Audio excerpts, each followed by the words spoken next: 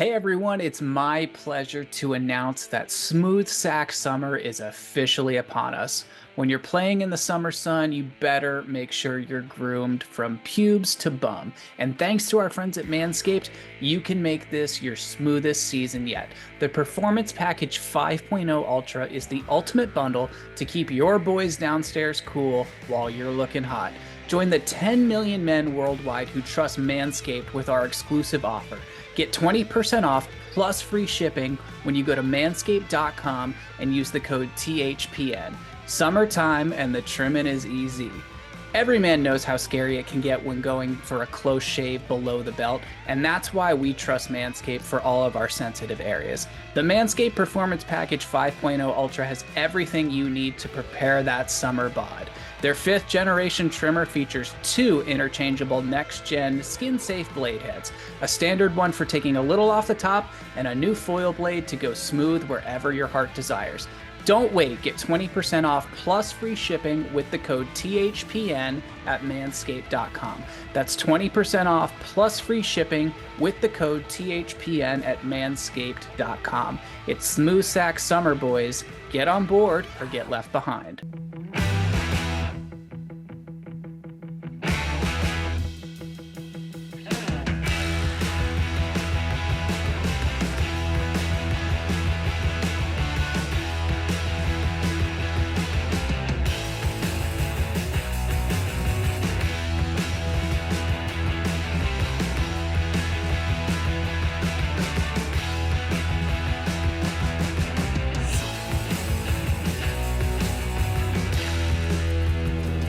Good morning, everybody, and welcome back to episode 227 of Empty Betters.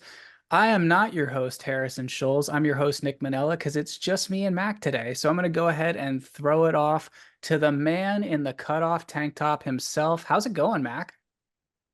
It's going good. It's summer's flying by, but we still got a lot of it left. We still got a solid two months, I'm gonna call it. But September counts, let's be oh, real. absolutely. Global warming's a Absolutely. thing. We know that, especially in That Maryland. It that counts. plus nobody's doing shit until like after Labor Day anyway. And even once that happens, then like you said, you're like, well, it's not October yet. No, Anyway, absolutely. And I mean, when September starts, we got college football anyways. yes. Something Yeah. tells me that this year everyone's going to be excited about that for some reason. So, yeah, I think it's going to be a fun month of September for sure. It will be, but no, it's been a good summer. We've been having a good time out here in Milwaukee. Lot of beach days on Lake Michigan, a lot of concerts. I know we're going to talk a lot about music today, but boy, have I been to a lot of shows already this summer. Got a lot more on the schedule too. Yeah, it's been a good one, and I, like I said, lots more fun to come. yeah, absolutely. And we'll definitely get into the music stuff in a little bit. I feel like it wouldn't be the beginning of an EB episode if we didn't talk about the weather. So, here in Maryland, I feel like it's either been like 95 degrees or pouring rain. How about you? Yeah, kind of. It has been a wet summer, which is like big opposite of what we had last year. We had a pretty bad drought last summer, but it's been the opposite this year. And then, I don't know. I mean, hot but not terrible. Mostly like, I mean, Milwaukee's fucking beautiful in the summer, so it's been like 75 degrees most days. And this is kind of our wheelhouse. Like right now, I'd say for the next like week or two is kind of like the best weather of the entire year, and then it does get a little hot like for a solid 2 or 3 weeks in August, and then kind of starts to chill back out after that. But all things considered, yeah, we've been in the prime spot of our good weather in the city. Nice. Gotta love to hear that. It's been pretty much hot or rain over here. We'll get into this a little bit more. I was recently at the beach and we're officially getting into what I call nettle season. So if you're boating in the bay, watch out because the jellies are coming up. They love the warm water now and they're clearly well fed from the ones I saw this past week. They're getting pretty big. So keep your legs out of the water if you can, Marylanders. But enough about that. We do have a question of the day to get to, but before we do, I think Mac has a word from everyone or for everyone about our friends over at Elwoods. Indeed, we do. Yeah, just a reminder as always to support your local dive bar and have a beer at Elwood's Liquor and Tap, home of the Pizza Luge, located in the heart of downtown Milwaukee, right on Water Street. It's a 70s inspired bar with a little something for everybody. They've got daily happy hour, rotating taps, free birthday perks, and a 4-season patio. And a good time is always around the corner at Elwood's. We're actually going to be at Elwood's, our next official event early in the hockey season that is ever so quickly approaching. We will be at Elwood's prior to and immediately following the Blackhawks taking on the St. Louis Blues in Milwaukee at Pfizer Forum for a preseason NHL game. That's going to be a ton of fun. They did this last year where the Blackhawks played a preseason game at Pfizer Forum, home of the Milwaukee Bucks, and I believe they played the Wild last year, and it was a hell of a success. I mean, this thing sold out in like 20 minutes last year, something like that. I actually couldn't get tickets to it last year, so I'm really excited to go this year. But yeah, I mean, it was enough of a success that they all voted, everybody voted to bring it back this year. So I'm pumped. Yeah, it's crazy. I remember you saying how quickly that sold out, and I think it just shows how not starved, the Admirals are there and they're a very prominent franchise, but how much of a hockey market is already existent in Milwaukee. I've Yeah, been there with you to do Elwood's watch parties, and it's very obvious how much of that contingency is definitely Blackhawks fans. But like you mentioned, you definitely have some overlap with the Wild, with the Red Wings, with the Blues. So it's a great melting pot of Midwest hockey, for lack of a better term. totally. And it's interesting because like there are people who are like born and raised in Wisconsin that live here, and they're like huge Admirals fans, but then they're because of that, they're Nashville Predator fans. Right. And then they actually kind of fucking hate the Blackhawks because they're like, we like the Preds, and that's kind of like that central division, like not so much a rivalry these days, but like they don't like each other. Sure. And then like, yeah, then The you've whole got just Like Wisconsin, Illinois beef there. well, So that too, yeah. right? Yeah, then it's like the people that maybe just fucking hate the Blackhawks because they fucking hate the Blackhawks, you know. But then you've got all the people that either used to live in Illinois and now they live here because they work here because it's way cheaper and way fucking better. Uh, or any number of reasons. But there's a lot of Blackhawks fans. There's a lot of Blackhawks haters. There's definitely a lot of Blues, Wild fans. That sort of stuff. We got transports, some Red Wings fans too. So yeah, it's a, a mishmash of hockey fans, I guess, if you will. But A either way, fish this is gonna fry. be, yeah, there we go. It's gonna be a great event though. I'm super pumped. More details to come on kind of the details of our actual party, pre-party, post-game, maybe both. We'll see. But either way, it's gonna be a good time. You're gonna want to be there if you're in the area.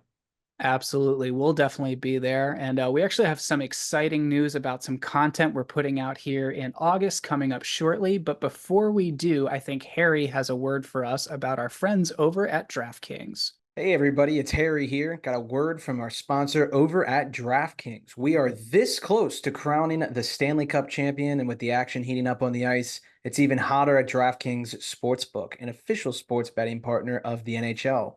New to DraftKings, listen up. New customers can get a no sweat bet up to $1,500. Just deposit at least $5 and you'll get a bonus bet back equal to your first bet if it doesn't hit. Download the DraftKings Sportsbook app now and use code THPN.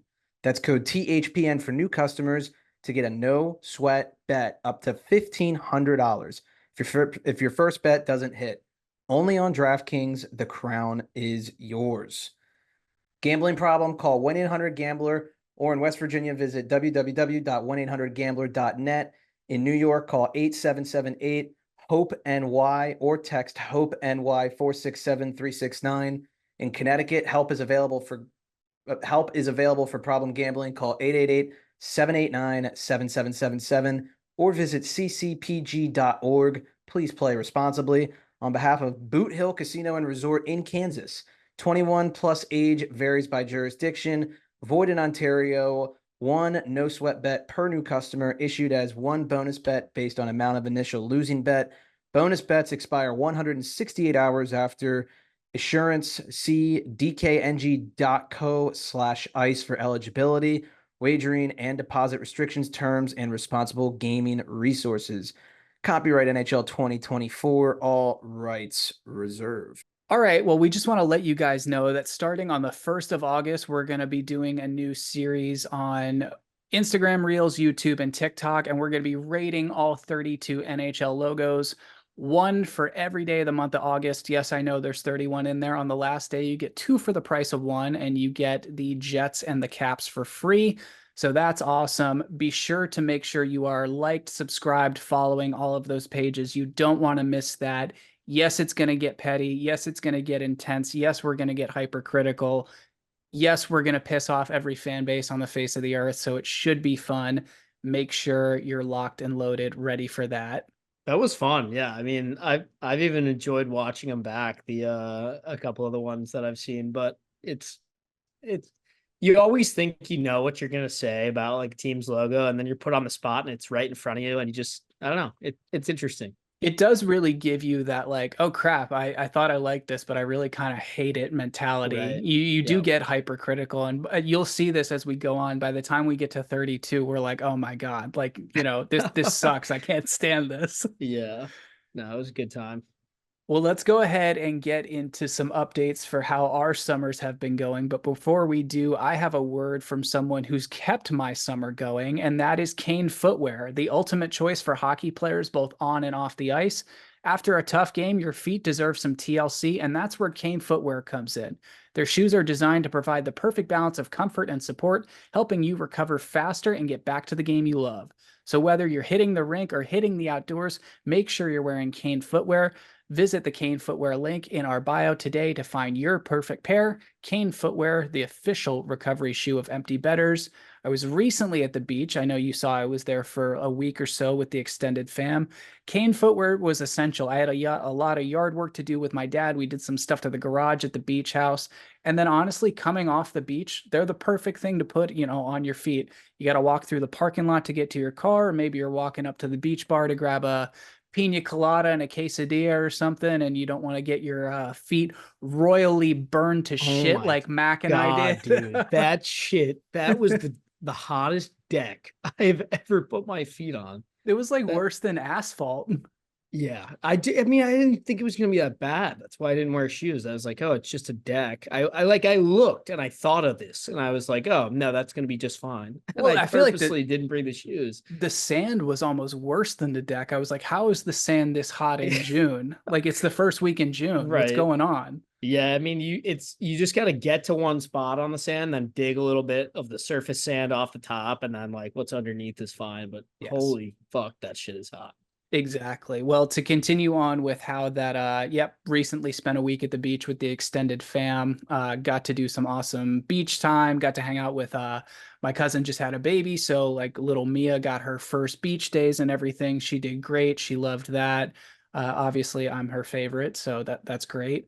It was great catching up with my cousins, uncles, aunts, everything. And we ended up doing like a big crab feast one night. So that was a lot of fun. But I know you've been ripping up the concerts lately. So I'm curious how your summer has been since we last spoke.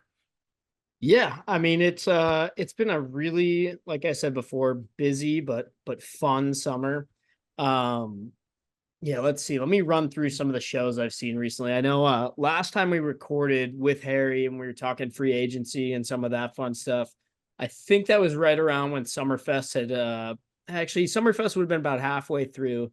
So yeah, for those of you who don't know, Summerfest, it's like a 9-day festival in Milwaukee every summer.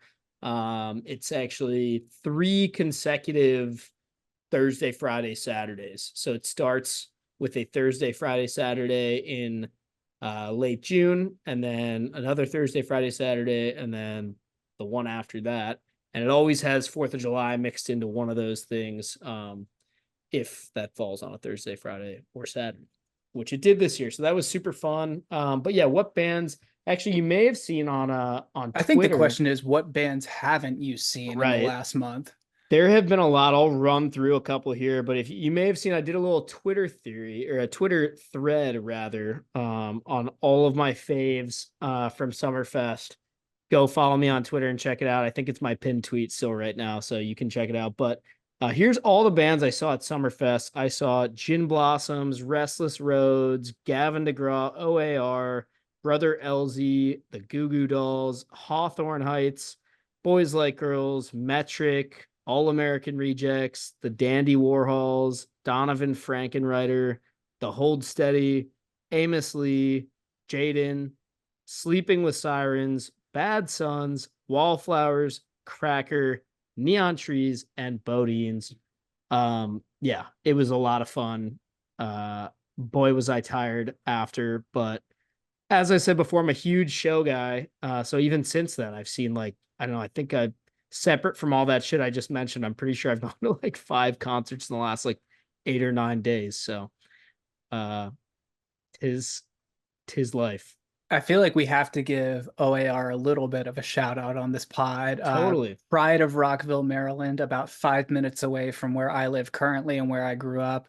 Mark Roberge, the lead singer, his mom was actually my homeroom teacher in middle school. So, he came in once and like, had every girl in the classroom in tears and actually sang the national anthem at one of my swim meets, which is pretty damn cool. But That is sick. they're awesome. I mean, how was All American Rejects? I mean, please tell me they just hit like the A list, Yes, they songs off did. of Move Along. Yes, Okay. they nailed all the bangers. The set list was unreal. It's cool when you have a band like that who has so many hit popular songs that like, I mean, put it this way, every band in the history of ever is pretty much going to close their set with their most famous song. Like that's like what you do.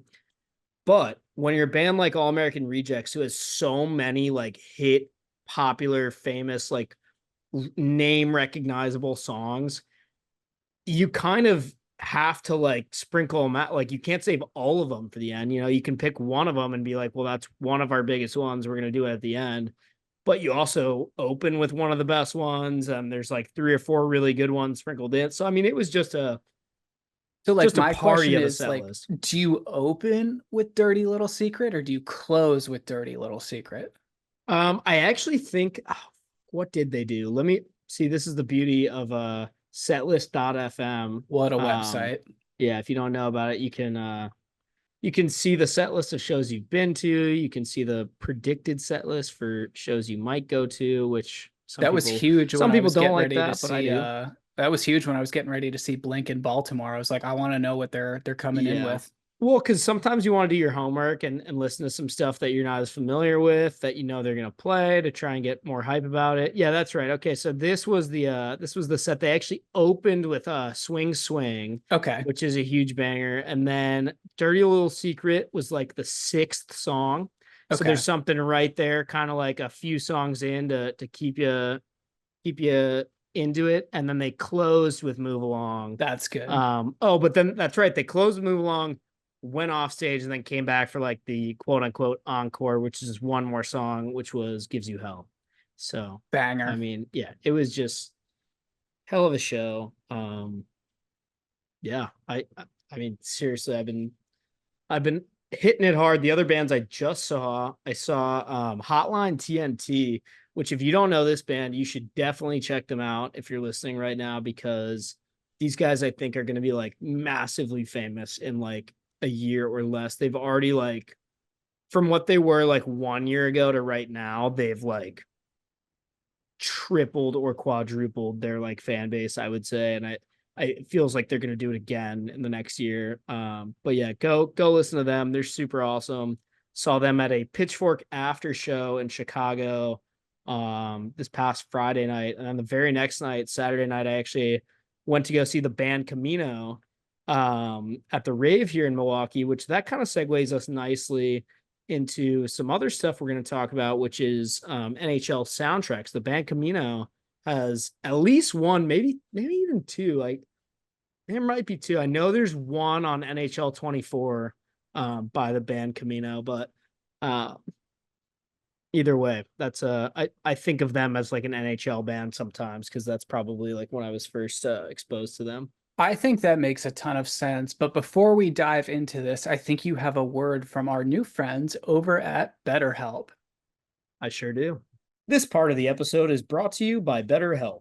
Give online therapy a try at betterhelp.com/THPN and get on your way to being your best self. It might look like some people have it all together on their Instagram, but in reality, they probably don't. So don't compare yourself to people online for no reason. If you're thinking of starting therapy, give BetterHelp a try. It's entirely online and is designed to be convenient, flexible, and suited to your schedule. Stop comparing and start focusing with BetterHelp. Visit betterhelp.com/THPN today to get 10% off your first month.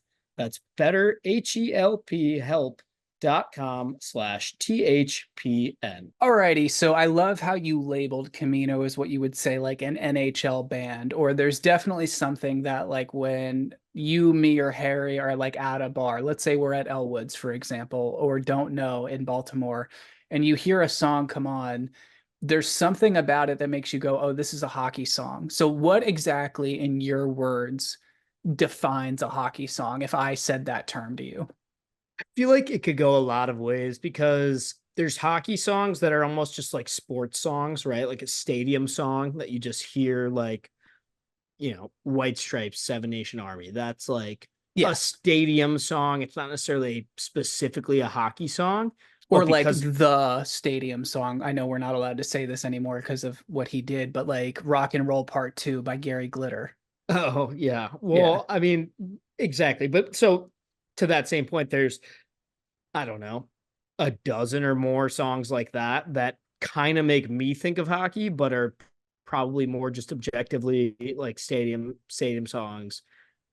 However, like a true hockey song, I think to me is something that was definitively on an NHL soundtrack or is like literally about hockey in some way, like Hockey Monkey or the hockey song or Big I Want League. to Drive the Zamboni or Big League. Yeah, I mean there's actually more songs than you would think that are literally just blatantly about hockey, which is cool.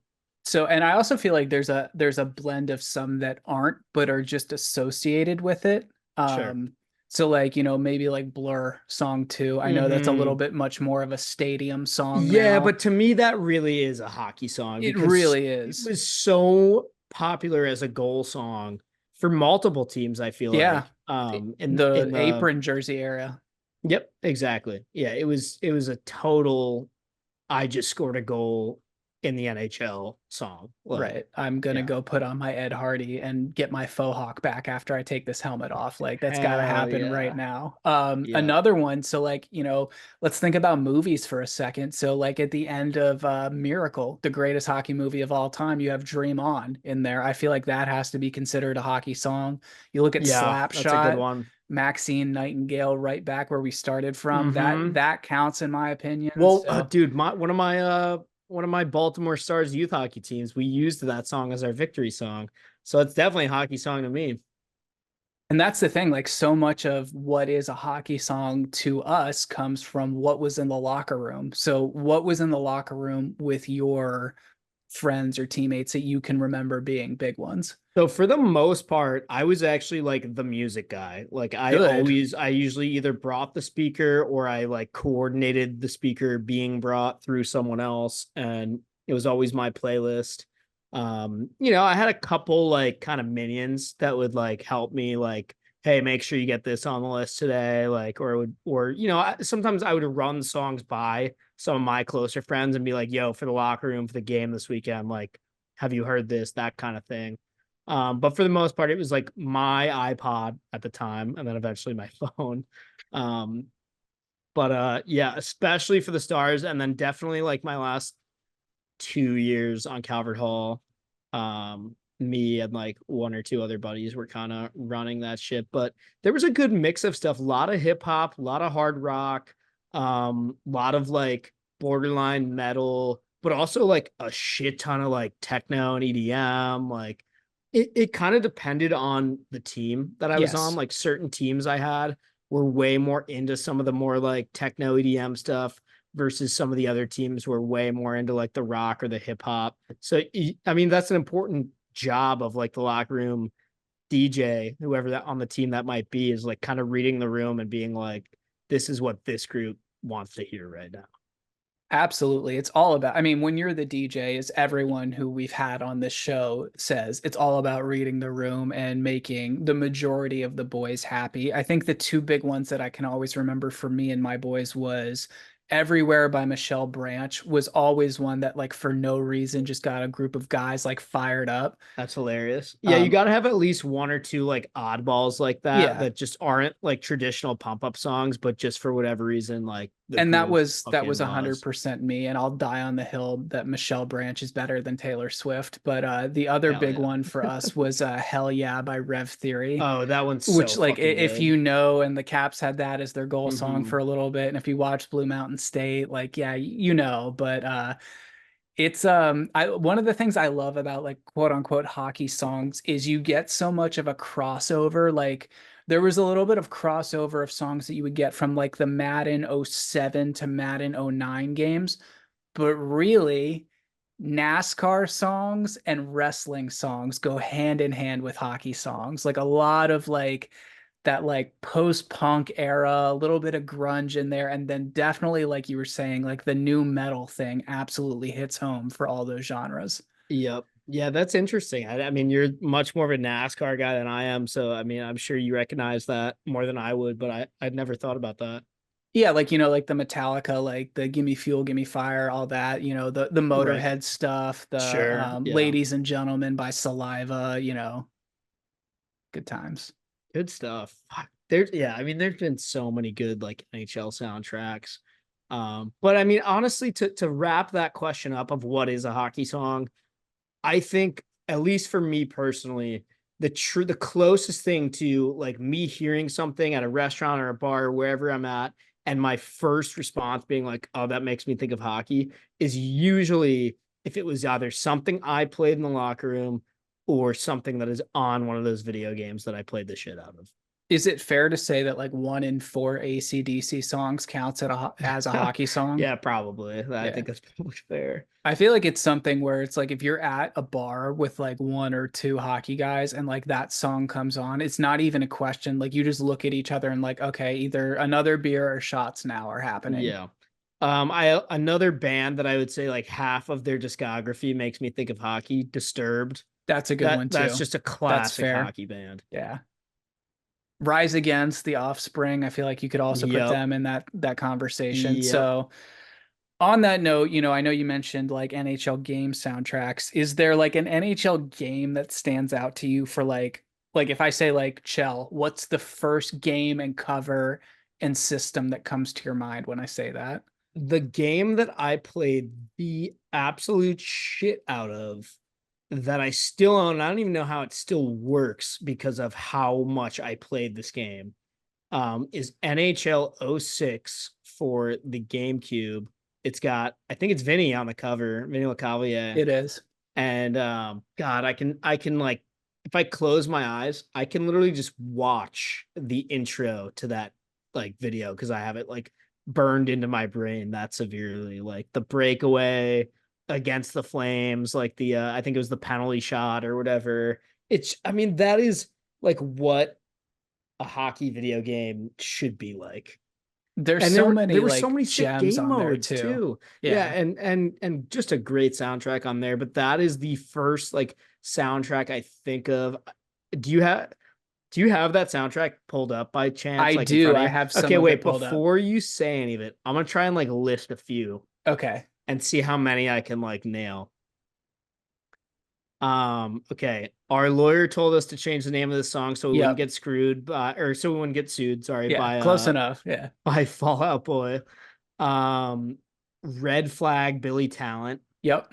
Um, oh fuck, there's a song called like Bundy on there or some shit like that. Yep. But if Uh, you get the name of this band, I will like give you my car. oh god, I need a new car. What's can you give me like the initial or like how many words or like give me a little hint? Like I feel like I might be able to get it, but I need like Okay, I'm not giving you my car if I give you this, okay, but all right. AA, little Mm, alliteration here for you. shit.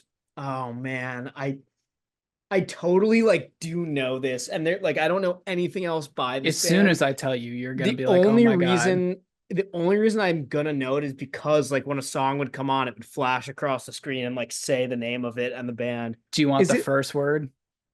is the word like American or like Apple or something like that in That there? was Like, actually a pretty good guess. It's neither of those, but like with like the number of characters in each one, you're pretty damn close. okay, shit. A. Um, just tell me. Animal Alpha. Oh, I knew, yeah, Apple, Alphabet, something. Yeah, Yeah. yeah. They probably never made another song, but let's see what else. There's a few others that are like textbook from that. Was there a? So there's it's funny you say this. So like what I was talking about with like the Madden crossover earlier, there's Bullet for My Oh Valentine, yeah, Four yeah. Words to Choke Upon, which was in Madden '06, same year as this Chell one. And then Rock and Roll Soldiers Flag Song was on SSX on tour, like the snowboarding Yep. game. So Oh, like a little bit of the extreme sports in there. Kaiser Chiefs Saturday Night on there? Yep. That's a really good one. Um, Mondo Diao Down in the Past was also on the Oh my God, 2006 yeah. FIFA game. Yeah, Yeah. I can hear that in my head right now. Yeah. That is a banger. Yeah, there's a lot. I wish you could buy like on CD, like NHL '06 soundtrack. Coming to the EB store soon. That'd be sick. I feel like the one I played the most, hands down the one that Jack and I played the most together growing up was Chell '05 with Marcus Naslund on the cover, which was famously the lockout game because Yeah, obviously there was no season that year. So we just that's had right. to sim through our own season. And the amount of gems that are on this soundtrack, like that are just like even if I hadn't played the game, would have been like amazing songs had I come across them on my own, are insane. So you had Orpheus by Ash, which is one of the best hype songs of all time. You had From Out of Nowhere by Faith No More, who I think is one of the most underrated bands of all time. That song Ready? Epic by them. Isn't that on like a soundtrack too? Yeah, Epic is an unbelievable song and an even better music video if you haven't checked that out. So go check that out. And then ready for this. We haven't even, this is number 3, and this is probably the heavy hitter here, is Take Me Out by Franz Ferdinand. I Oh mean, yeah, if classic. there was Yeah. ever a hockey song that just Yep. needed to be labeled a hockey song, I think that would be that. Yeah, that's always been an NHL soundtrack one for me. Yeah. Memory by Sugar Cult, that got me into like their whole album, Palm Trees and Power Lines. That one was great. Rochambeau by The Network. That's a great one. What else? We have Fool the World by Hazen Street. That one was also in Madden '05 the same year. Damn, there is a lot of overlap. Yeah, Carmageddon, the soundtrack of our lives. That was in FIFA '05, which was in Shell '05. A lot of these songs were in Burnout too, which is interesting, but it's crazy to go back and look at these and like see how in a way how far we've fallen from the current games now, because let's be real, they're not ideal.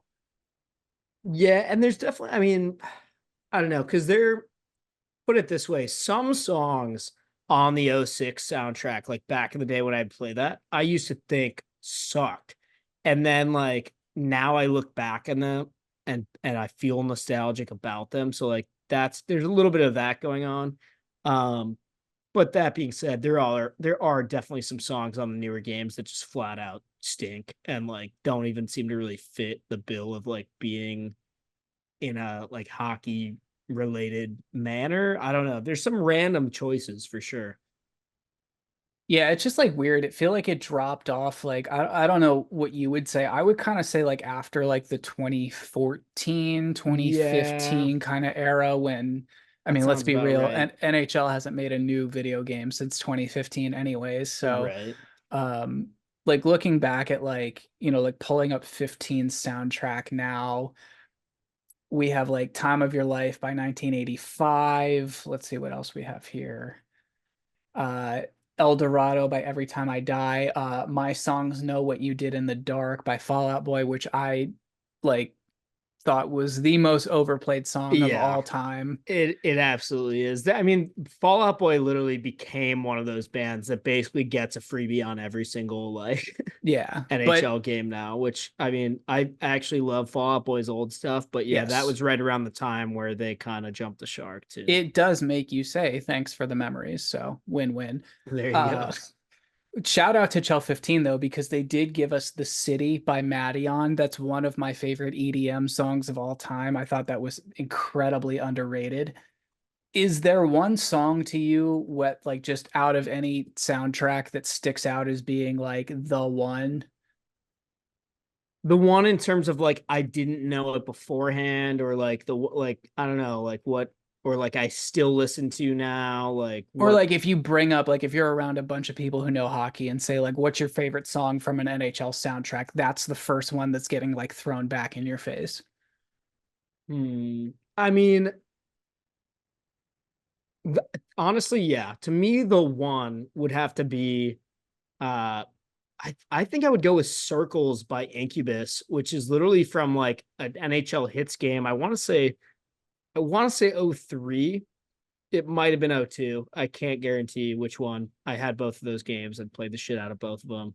Um, but yeah, that one just to me, I literally still listen to that song often today. We have the vinyl that at my house that has that song on it. And yeah, that's just a hockey song through and through. I couldn't agree more. Which I mean, I can't remember same as you if that was on the one with Stevens on the cover, Pronger on the cover, but I know exactly the game you're Yeah, it's talking about. one of those two. I think for me the one has to be Sweetness by Jimmy Eat World, and I know that's like the easy answer here, but like coming off of that Shell '03 soundtrack, Iggy on the cover in like the black blasty uniform. It was everything that was going on at that time, and it was so cool. I just like that got me into Jimmy Eat World at that point. Like that, I was like, I'm listening to whatever this band puts out. I'm following whatever they put out. It is just so worth it, in my opinion. Did you find that you like gravitated towards any bands or artists that you like discovered through these video games?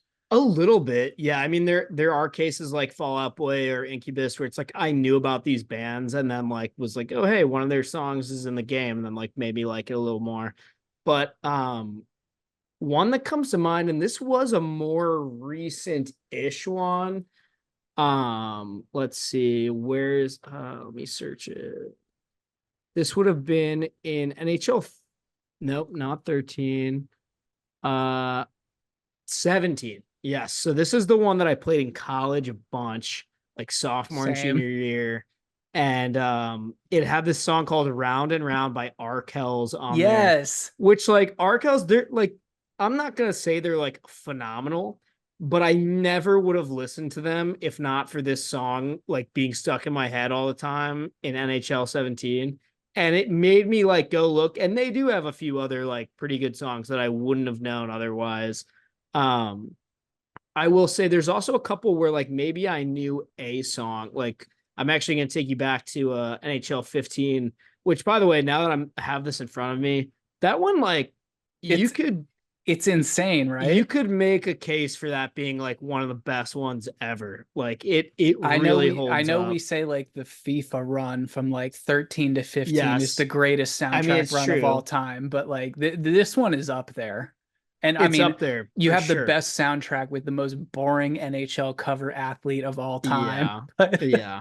Um, but anyway, so like this is one where I knew like one song, and then that one song was on this game, Giants by Bare Hands. And that's just a really like different sounding song, especially for the time. And I remember like already kind of liking it. And then I would play the game all the time and hear it even more. And then I finally was like, all right, I gotta like find out what's up with this band because they just have such a like weird sound. And I still listen to some of their stuff today. Um Empires, How Good Does It Feel was also that was on NHL 15. My I buddy, Young the Giant. yeah. That's another one that I definitely like knew the band already, but that being on there like helped kind of launch me more into them. Man, yeah, there's so much good stuff on 15 though. That is, yeah, Wolf Mother, that's another band that has so many songs on NHL soundtracks. Joker and the Thief. One that I will say that like I don't know what their like handshake agreement is because they've played plenty of events for the NHL. They've been on soundtracks. And I'm sorry if you're a fan of this band, but they suck. AJR, bro. Yeah, I knew you They were gonna say like that. they gotta stop working with the NHL. Please. I'm sorry if this is like your favorite band. I'm roasting you right now, but oh man, it's just so not for me. I haven't been wowed by none of the stuff that's on, and none of the stuff that's on Chell video game soundtracks. I want to go back to 17 for a second. I just pulled this up when you mentioned that. Until You Were Gone by the Chainsmokers, banger. Absolute banger. Yeah, that We'll is a good never one. get tired of that song. I mean, it was probably played 20 times at every bar I was at while I was in college at Towson, but that's just an absolute jam to me. It puts me in like the most like having fun mood of all time. Just takes me right back to being 22. This is actually funny looking at the NHL 17 soundtrack because again, this is one that I played a ton in college, and I'm actually remembering now. Like I did like that Arkell song a lot, but this one I played to such an unhealthy amount that I actually had to go into settings and turn all the music off for like all the menus Yes. because I would be playing this game like every night from like midnight to like 3 a.m. in my dorm. And like I just hear the same songs over and over and over again. It got to the point where I actually I thought can't do this. I was like, I'm going insane. Like I would just be like sitting in class and I'd just be like visualizing these silly little like 12 songs rotating. I played this game It's so like, much when I oh was living in my fraternity house. It was like me and like it was like four boys in a house. Harry was there quite a lot, but this game is what got like my roommate, one of my roommates at the time, Angus, into playing. Like we would do like a co-op franchise mode together where like I would be the center and he would be one of my wingers or something, and name the team, draft the players, that whole thing. And it literally got to that point where we played it like every day for 2 hours, and we were like, we have to turn the soundtrack off because it's so bad. And we would just make our yeah. own playlist and then put it on like a Bluetooth speaker and play it while we were going. So I think that's so funny that you say you had to put it on mute, because I pretty much did that with Chell games after a month going from like 16 to 22. So I'm actually remembering too now that my sophomore year, I had this still might be like the coolest like video game setup I've ever had. But my dorm room, my sophomore year, I rose my bed up. So it was like essentially like a top bunk bed. Like a But lofted bed. yeah, lofted bed. But then what I did was underneath it, like I put it up pretty high. Like, I mean, you could it was really close to the ceiling, honestly. Yeah. But underneath it.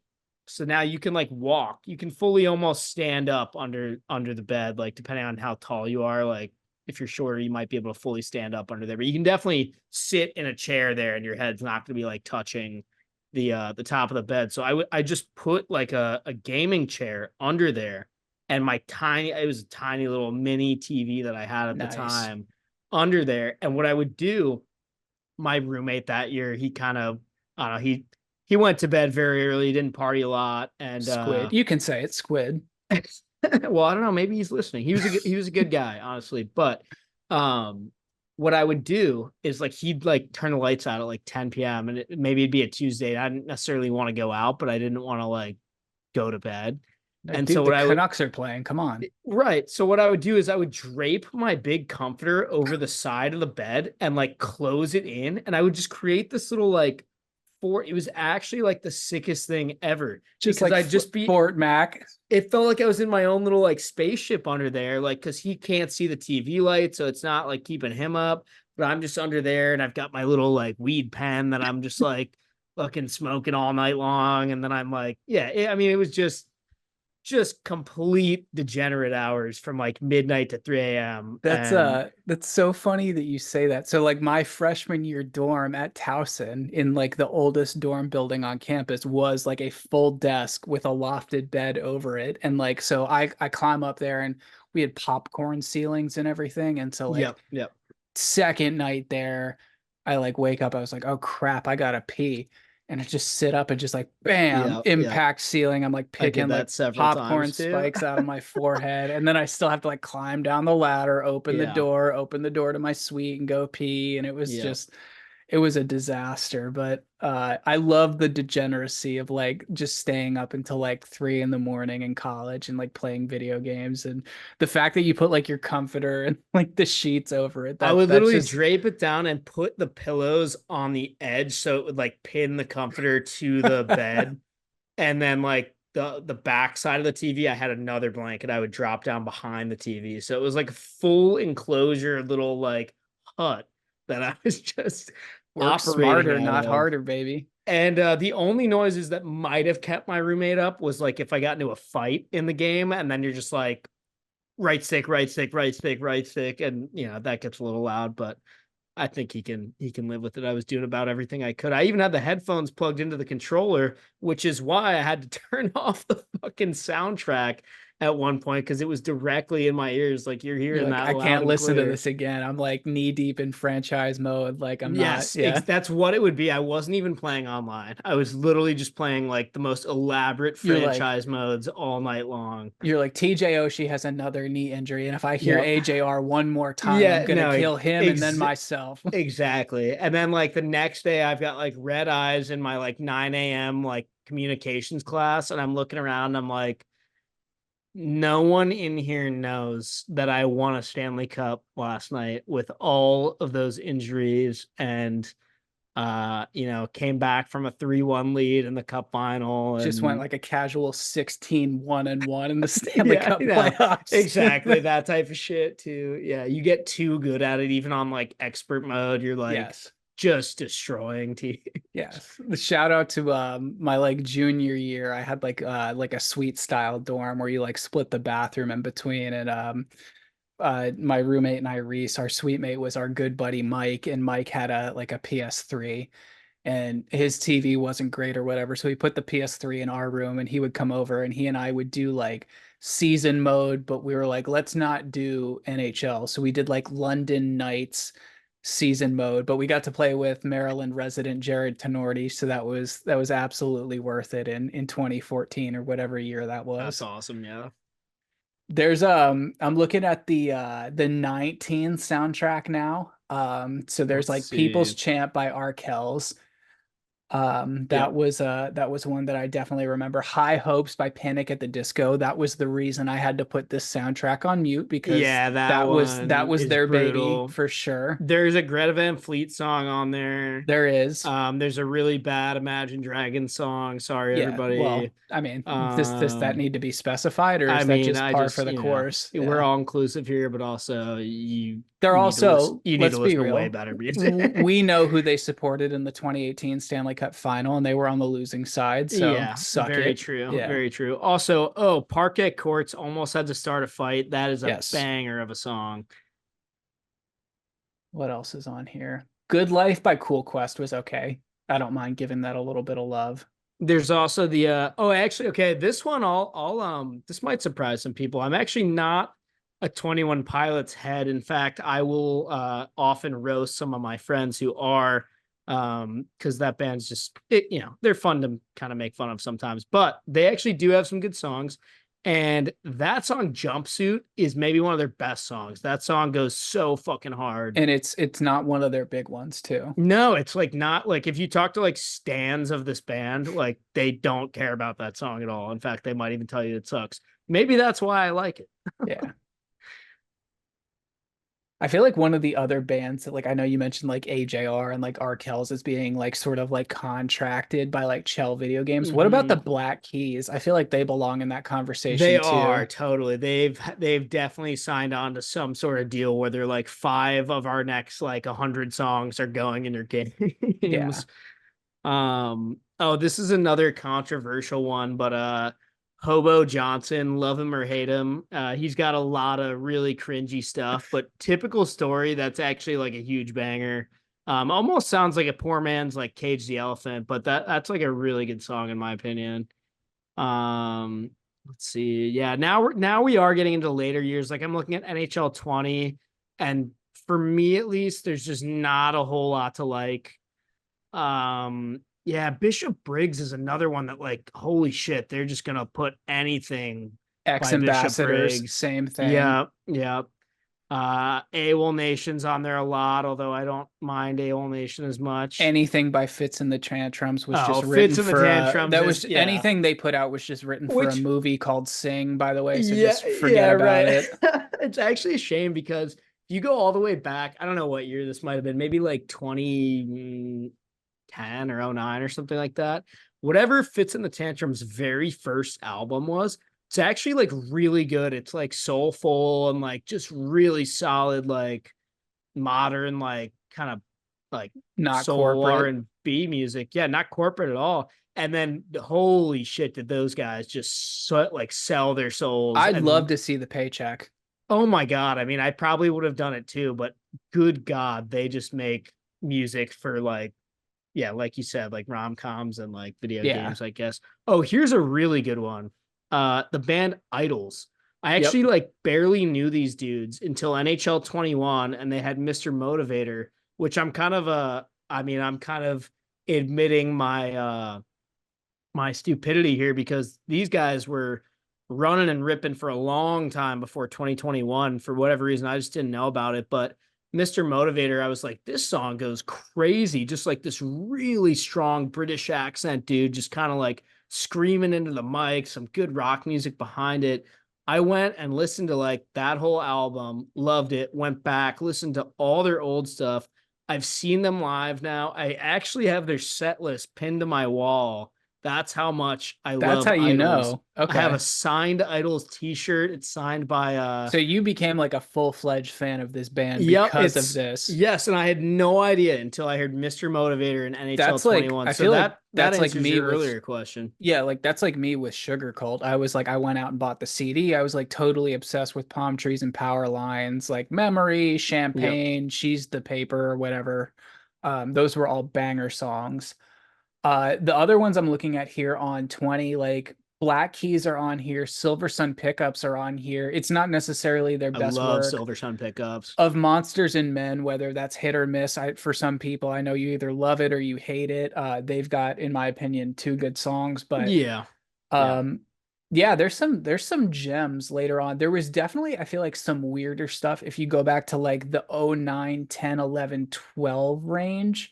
So like if I'm looking at um let's look at what do we have here? We have 10 here, which had Patty Kane on the cover. So that was Yep. the Yep. flagship song for this one was Green Day, Know Your Enemy. That was Yeah. Yeah. essentially like you That was could a not huge hit at the time. that and Nickelback's Burn It to the Ground, which I have to give the hockey song label to. That's a hockey song no Yep. matter what.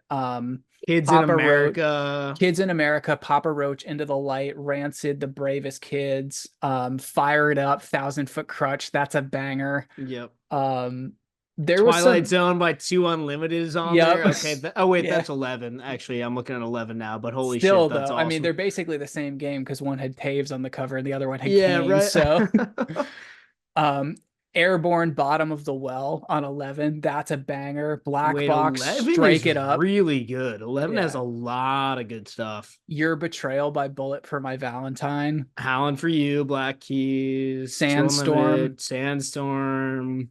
Shipping Up to Boston, Final Countdown, Unstoppable by the Foxy Shazam. Oh my gosh. Yeah, this was a good one. It's got a pit. Oh, it's got Ramones on there. They just Right. straight up put And Blitzkrieg Bop on that one. the They were good like, you Black know Keys what? song, Howlin' for You. And then they have the Mhm. Bouncing Souls with Olay because it was off the Olympic thing in 2010. Yep. Yeah, man, it's fun looking at oh, that's another band I just this now I'm looking at 12 recently briefly. Manchester Orchestra is another band that I like was vaguely familiar with but didn't really give a shit about, and then like a couple songs on a few different NHL games I was kind of like, "Oh, these guys are pretty good," and they are. And it's funny you say that. Like, I mean, there's so many good artists on this album, Bush, Judas Priest, ELO, Don't Bring Me Down, Dropkick Murphys, like Black Tide. I mean, these were all great, great bands. And, and then you throw in like you've got Billy Idol's Moni Moni on here, Yeah. which is like so hard to not like get pumped up by. Don't get me wrong, it was annoying by like the 28th time you heard it that day, but when you booted that game up and that was the first one that, popped up, that was electric.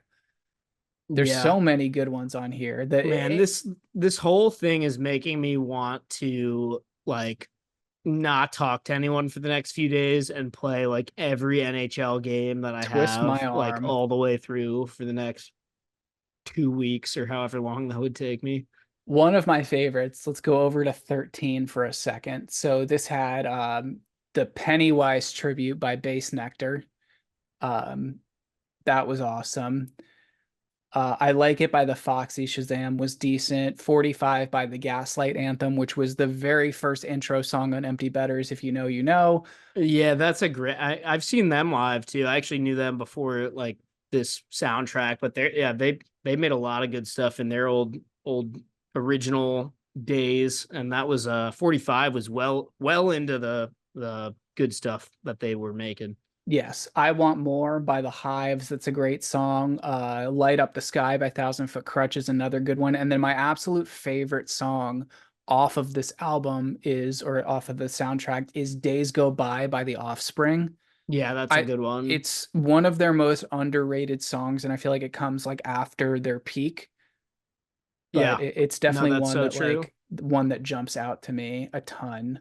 Here's another one at the beginning of the 14 soundtrack, Biffy Clyro. Dude, these guys actually rip. Modern Magic Formula, that's one of their better ones for sure, but I encourage you to go check out some of their other stuff because they've got a lot of good songs.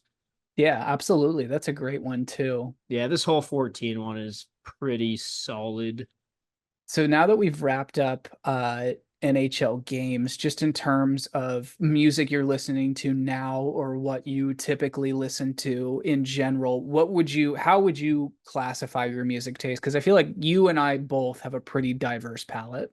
We do. And I think you and I have a lot of similarities where we overlap too, but we definitely both got our own like distinct stuff that we're into.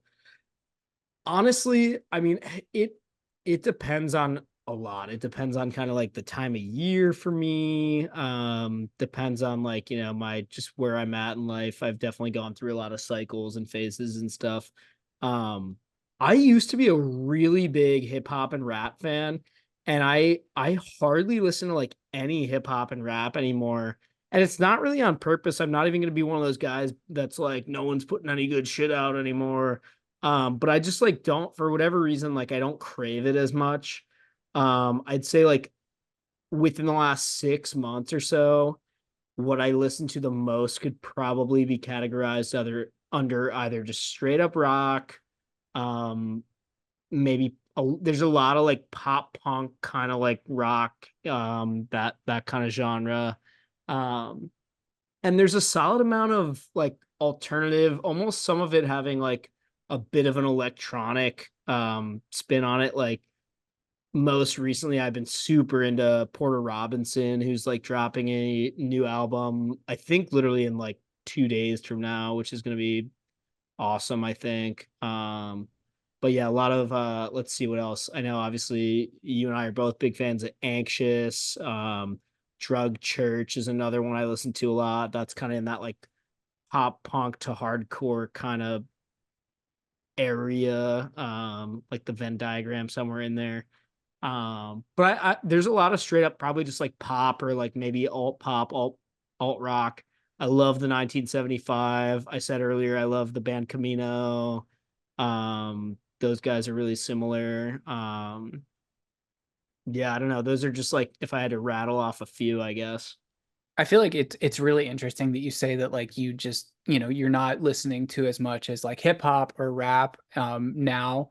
I'm sort of the same way. I feel like like the era I kind of peaked with that was like, yeah, like obviously during college, I was in a fraternity. So every, pregame or party we went to that dominated the playlist, especially being in Towson. But the stuff I really got into in high school, like obviously like as I left middle school in 2008, like Kanye West was, I thought, at his best. Eminem was just past his best or just getting back into his best, depending Yeah. on which way you look I at was a it. huge Eminem guy like my And entire life. it Yeah. was hard not to be. And then like I get into like junior and senior year of high school, and like Mac Miller and Kid Cudi were, Yeah. at their peaks, and that was amazing. I have both of their vinyls behind me now, and I love listening to that kind of stuff. But I do agree with you that it's, it just hasn't spoken to me. It hasn't called to me, or, there's the occasional song here or there, but not a lot that I'm, Yeah. doing a deep dive on. I feel like, like you mentioned, you and I have a lot of areas that we overlap on, maybe a couple that we differ from. You mentioned Anxious, Drug Church. That's a big one. Obviously, like I've seen Blink in the last year. I've been a fan of them since I was a Yeah. literal child. That whole, you know, punk post grunge scene, going from Nirvana into Green Day and then Green Day into Blink, going from the post grunge punk into the pop punk. That's I think a great area of, beautiful trashiness from 90s to 2000s alt rock. And then you go into like Creed and all the other crappy little alt rock bands that we like from that era. I'll always die on the hill that, I'm a huge like 80s and 90s and early 2000s U2 fan. I think they're fantastic. I've had the pleasure of seeing them multiple times.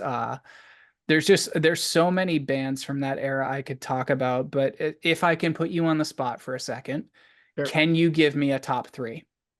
Of just like band or like artists, like Like if top I gave three. if I gave you three that you had to listen to for the rest of your life, can you give me a top three? Yeah, but I'm not gonna tell you like one, two, three. I'm That's just gonna that's like fair. name a three in general. Yeah. Let me think for a sec here.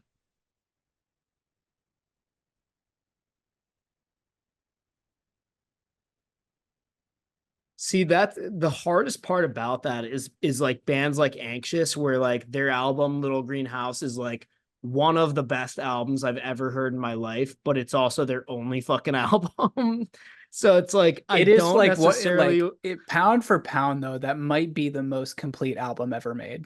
I mean it's amazing, but like I want to add a band if this is all I can listen to for the rest of my life, I want to add a band that's got like a deep discography, you know what I mean? Right.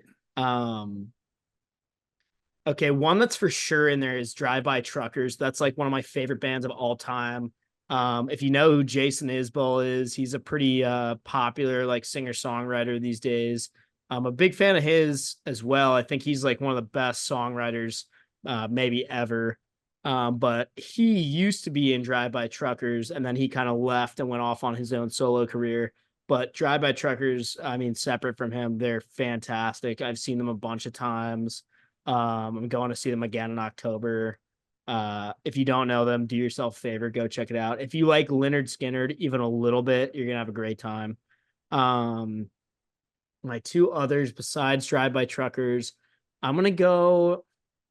I might actually throw Fall Out Boy in there as my sort of that genre pick. That's I fair. think for my money, like From Under the Cork Tree and Folie à Deux are two of the best albums from that entire like genre of like like mid early 2000s kind of like pop punk vibes. I love that shit and I could listen to all of those albums over and over again, not get sick of them. So now what I've got like a southern rock thing, I've got like a pop punk. Now I need something like kind of different from that. Man, oh man. Mm, This is tough. this is I very said I was tough. putting you on the spot. This is tough.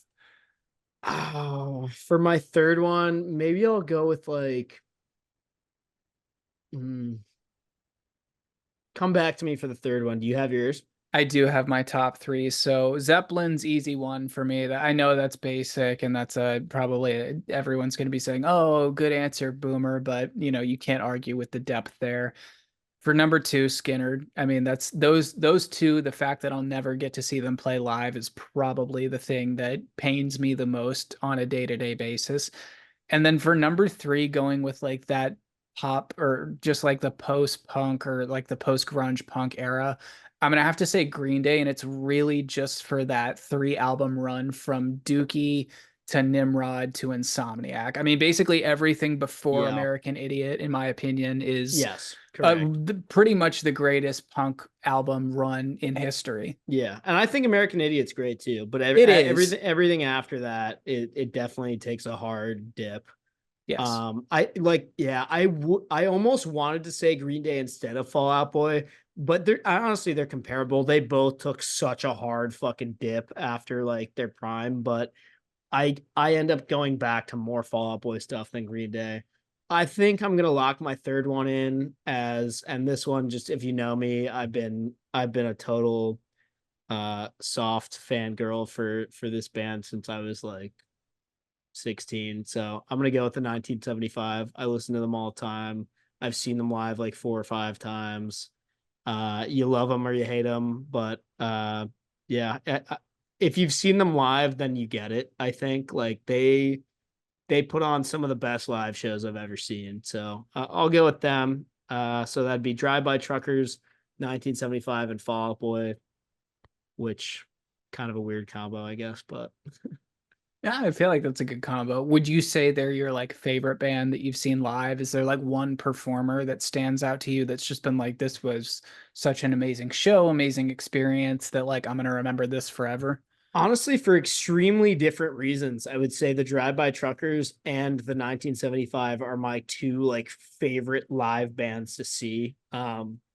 The 1975 more from a like every song they play is like just a huge hit, a huge banger. Like it's just there's no lull in the set. It's all like just all amazing. And their lead singer, I mean, this is, I said love him or hate him. The reason people love him is the same reason people hate him, which is their lead singer, Matty Healy. He's kind of a controversial, kind of objectively annoying guy. Like even the fans of the band will admit, like very pretentious, like asshole kind of guy. But yeah, I mean, he just kind of owns the like frontman in a band thing, and there's no denying that when you see them live, he's just such a good.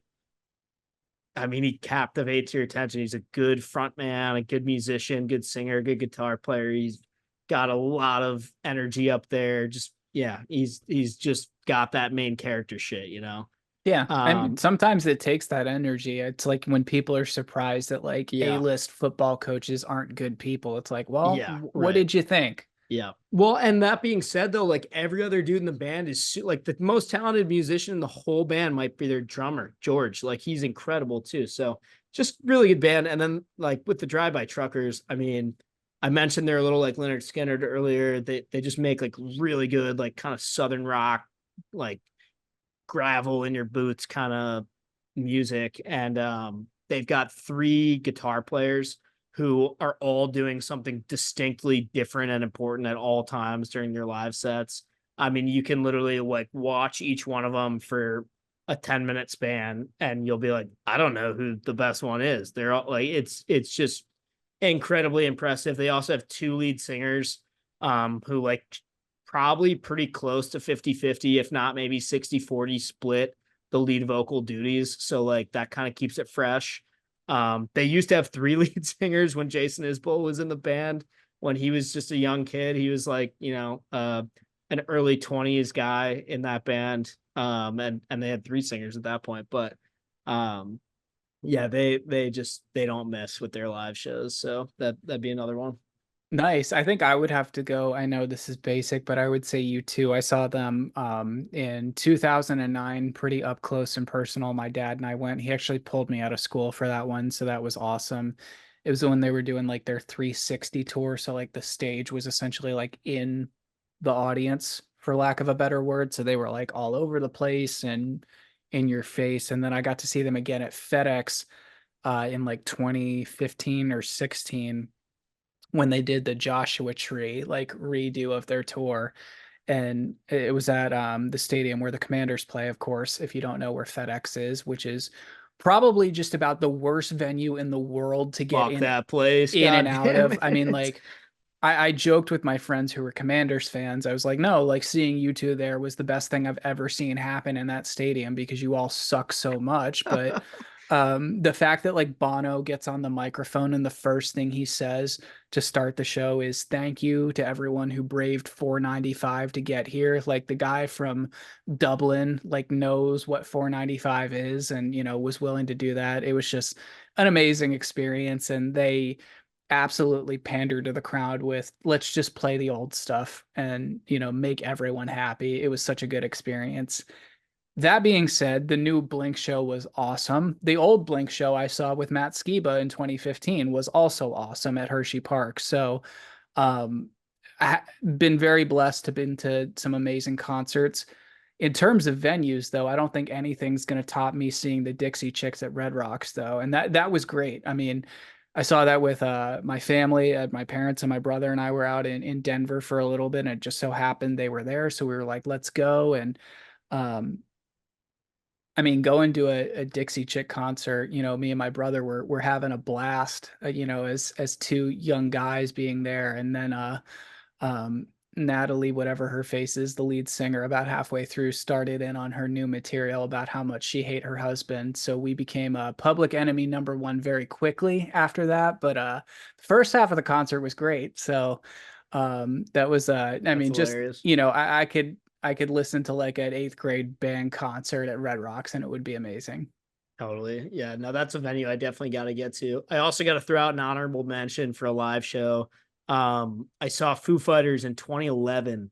Actually, it was on 11/11/11, and I was, oh God, 13 or 14 years old or something like that. But I was way into them at the time.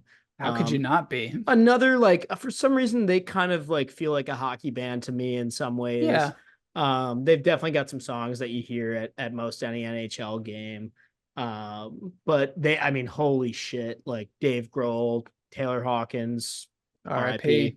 RIP. But they just tore the fucking place down. And Dave Grohl has DC roots as well. And I saw them like where the Caps play at what was then called the Verizon Center. And I mean, they played easily 2 hours, just incredible show. They really don't have a bad song, too. I feel like that's the thing that like you Yeah. you can say about them is The one thing I'll say about Foo Fighters and Red Hot Chili Peppers, and you could probably throw a million other bands in there with this, but you'll get what I'm about to say. So good, so talented musicians, so many bangers. You could probably make a 60 song greatest hits record of each one of those bands. However, now that they're both like older and already rich and already made it and already famous, the songwriting specifically is like there's nothing else to write about. You know what I correct. mean? Yeah. Like at a certain point, You wrote yourself like into a corner there. do the songs, like do the new songs still like sound pretty good? Like, yeah. Sure. But like then you kind of like listen to lyrics and you're like, what? Like, I don't know. It's just not like, I mean, it's just a little saturated at a certain Yeah. point, which like is to be expected. But yeah, I don't know. That's my only knock on some of those bands that have just stuck around for so long. I do think it's important to kind of know when to at least hang them up. And I'm not saying they need to like stop touring necessarily, but you don't need to put out an album every year when you're Exactly. like of already, Exactly. yeah. So I know what you're saying. Is there a favorite Foo Fighter song for you that stands out? I know that's probably pretty hard to pick from, but it's really hard. if you had to give me one. Sheesh. How about really underrated one, but super fucking good. Let It Die. That's a good one. That song is great. I love the build up. The payoff is awesome. I will say, like, kind of a little bit more of a recent in their grand scheme of like their tenure. Like I said, I saw them in 2011. That was on the Wasting Light tour, which I don't know. Some people will say that is like their first, like, not as good album. I actually think that one's really fucking solid all the way through. I think they kind of started to fall off a little later than that.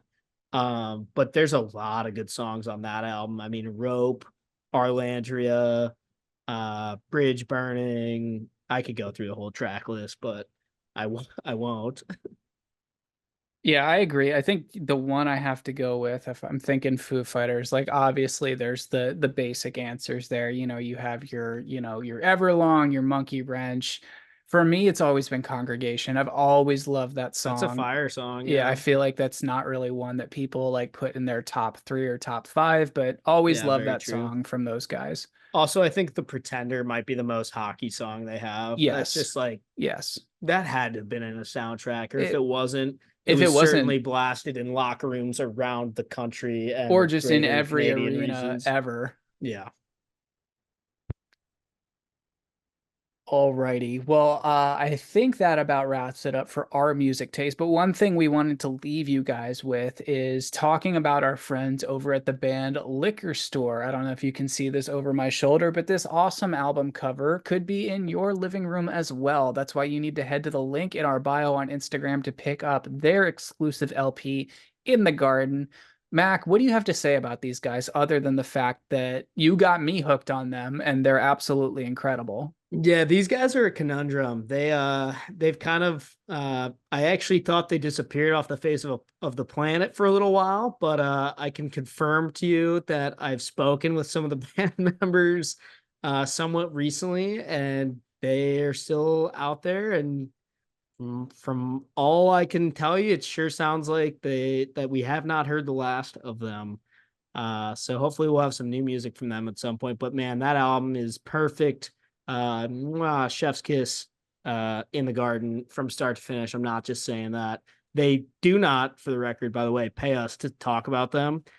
We just told them that we really like them and we're going to talk about them on the And they were podcast. nice enough to say you can use our music. Yeah, and they were like, okay, yeah, sure, go ahead, whatever, man. Yeah. And yeah, so I pretty think the cool. best thing about that album, not only is the incredibly cool cover or the amazing music that's on it, it's the fact that if you go on Bandcamp, you can get it for under $15. So you can go ahead and get an album that's going to blow your friends away for under 15 bucks.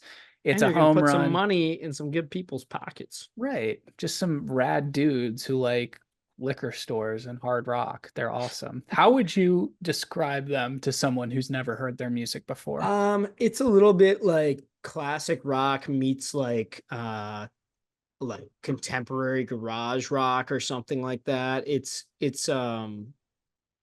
really like I don't want to say I don't give a fuck because like some of these guitar solos are like ridiculous and stuff, but there's a very like being really good at playing guitar while giving the least fuck of all time vibe to it, if that makes sense. Is Ramones meets Foo Fighters fair? Pretty close for sure. There's definitely a heavy Ramones influence, in my opinion. Yeah, maybe like Ramones meets something a little more classic rock. Almost like a Ramones meets like the Stones or something like that, I would Yeah, say. Rolling Stones. But yeah, go give it a listen. Tell us what you think it's similar to. exactly. Well, I think that's all I have. Mac, do you have anything else before we wrap up here? Well, I do have one thing, which is the question of the day, because I'm a fucking idiot and I actually forgot to ask the question at the beginning of the episode. I said this is the question of the day presented by Elwoods, but then I just started talking about our party at Elwoods in Well, I mean, October. like, I And I think got the really real question excited. of the day is who's not coming to that Elwoods party. Let's put it that way. It is, but I actually thought of like I spent like all day thinking of like a really stupid question. And I mean, I have to ask you now, especially now that we're all the way through the episode. Yes. So if Yeah. you're still listening, Yes. congratulations. You made it to the dumbest part of the entire show. Um, by the way, this is still a hockey podcast. I just want to It like, is. We like did do our due diligence there. yeah, we yeah, don't come at us. It's the summer, okay? We're having some Yeah. fun. Anyway, here is your not really hockey related question of the day. Would you rather have to be the lead singer and drummer okay, lead singer and drummer for a band who is opening up for like a really mainstream band. So like you're playing like stadium shows, right? And you are the opening band for like the main headlining act at a stadium tour throughout the United States for the entire tour. So that makes sense, right? You're the lead singer and drummer for the opener to a really popular So stadium. like we're opening for Zach Bryan or something like that. Yeah, like or like Luke Combs. It doesn't really matter what Okay. genre, but like you're opening for a Noah band Khan or something that like that. sold out every major basketball arena in the United States, and you're the opener for every single show, and you're Mount the Joy. yeah, and you're the drummer and the lead singer, but you're you right now. You don't know how to play drums or sing necessarily, and you've been given no set list, no practice. You just have to go up there. The rest of the band knows how to play their instruments and they know what songs they're playing, but you have to like just Wing it. like sing something and drum something to what they're doing. So wait, like I'm either the singer or the drummer, No, you're basically. both. You're Oh my both. God. You Oh are my God. drumming and you've got a mic by the drums and you're drumming and singing to they're playing a cohesive thing. They're playing 10 or 12 cohesive songs on guitar and bass and keyboards or whatever, but you're trying to match a beat and lead vocals to whatever the fuck they're playing. And you're doing this every night for the entire tour. Like maybe you get a little bit better at it and you figure it out somewhat by the end, but like in the beginning, it's gonna be pretty rough. You don't have any time to practice with them. Your only practice comes when you're on stage, right? Okay, so that's option one. Option two is a lot simpler to explain. Option two, I hope all of you out there know what Malort is. It's a liquor. Oh my Nick, have God. you tasted it? You know I have. Okay, just making Yeah. sure. It's a very foul tasting liquor. It's Some people let's like it for call it some what it fucked up is. reason. It's pee in a It bottle. basically tastes like black licorice mixed with like farts and like It's not mixed with even like like new car smell or like something. you Like know it's how like just all the bad like Italian like after yeah, dinner like cocktails like and Galliano like or like anisette and yeah, stuff, they all taste like black licorice. They all taste right. exactly the same and they're all horrible. Mm-hmm. Malort is like someone dumped out half that bottle and then they were really dehydrated and they And just pissed in the pissed other in the half. rest Yeah, of it it. is Yeah. pretty much like that. It's a big Midwestern shooter, especially in Chicago, a little bit Yes. Milwaukee as well. Anyway, the second option, if you don't want to drum and sing on a stadium tour, is you have to take one shot of Malort before every meal for the rest of your life. Oh my God. And the only like caveat to that is if you wanted, you could pour all. So I'm saying like breakfast, lunch, and dinner. It doesn't have to be every snack.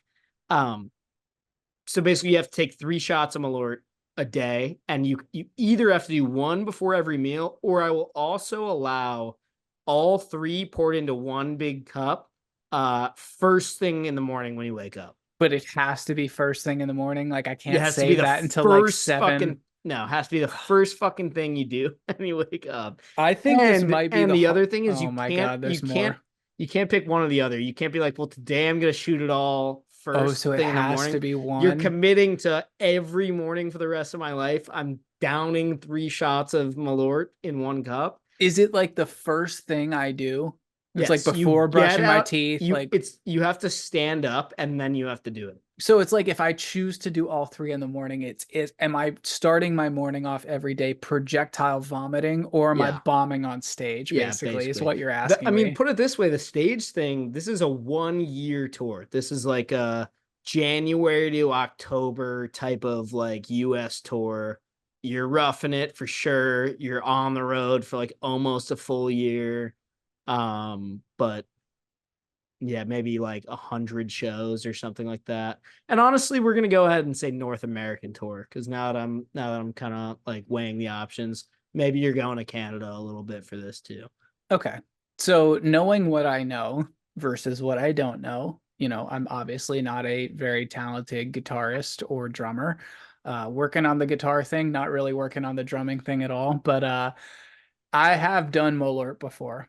And if I took Yeah. if I basically put like 3 fingers of that into a rocks glass every morning Yeah. and took a shot of it, I would be projectile vomiting in the Same. toilet. So I Yep. feel like for that reason, my initial gut reaction is to lean towards being a very terrible drummer and singer on tour You might because like really get like I want to be clear, like people are not pleased like when this yeah, kind of no, shit this is going to be happens. bad. Like What I'm kind of banking on here is like people being idiots at the concert and maybe not directly blaming it on me.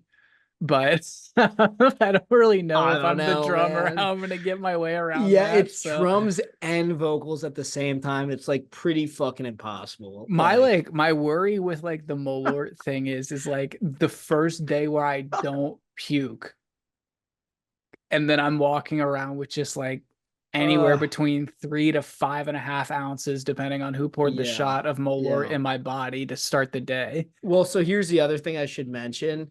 Would it change your answer if I could guarantee that, I mean, listen, drinking alcohol every single day of your life is not good for you. Drinking Malort every single day of your life is It's probably even not worse. good for you.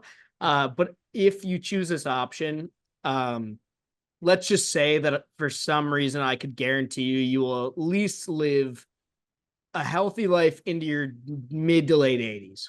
Oh yeah, sign me up for that then. I think It's I could not going to adjust to that. affect, it's not going to affect like the long term. Let's just pretend it's not going to like Well, how long am I ruin your touring liver. with this band? Because that could also have some That's a pretty good point too. And negative after some of influences the, on yeah, me. and that I So can't both guarantee of you them, anything. let's say you live healthfully to Sure. 85. Yeah, Let's okay, cap it at fair, that. fair. Let's do that. Actually, I think I'm gonna go Malort for this one.